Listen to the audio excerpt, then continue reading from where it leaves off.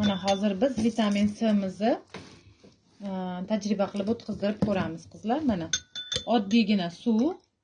Bu oddiygina suvga mana guruch qo'shganmiz. Bu ham oddiy o'zimiz har kuni uyda ishlatadigan guruchimiz. Mana oddiy guruch. Endi bunga biz mana yod qo'shyapmiz.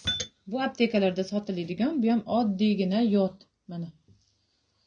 Endi bundan qo'shganimizda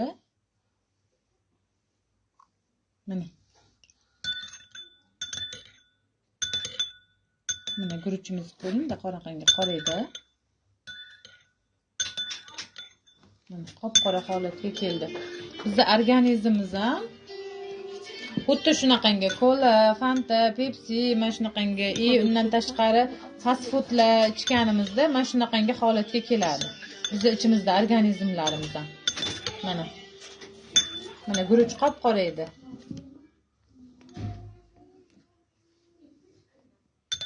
Ana endi biz bir donagina vitamin C'mizdan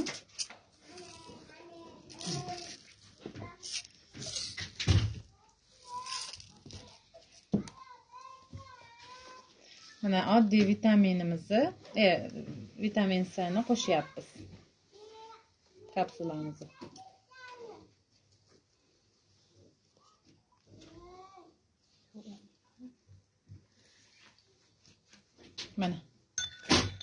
Mana qarang qanaqa oqardi. Nozik guruchda ham ko'rasiz qanaqangi oqarib ketishini. Mana haligindagi guruch mana oppoq bo'ldi. Qarang qanaqangi sizning organizmingizni shu darajada yuzingizdagi dog'larni faqat tashqaridan emas, ichkaridan ham davolash kerak-da. Dog'larni ketkizdirish uchun masalan bersangiz, klientlaringizga dog'ga qarshi mahsulot beradigan bo'lsangiz, faqat tashqaridan emas, faqat kremlar bilan oddiy mana guruchga aylandi. Mana ko'rdingiz-a? Ichkaridan ham tozalash kerak organizmda.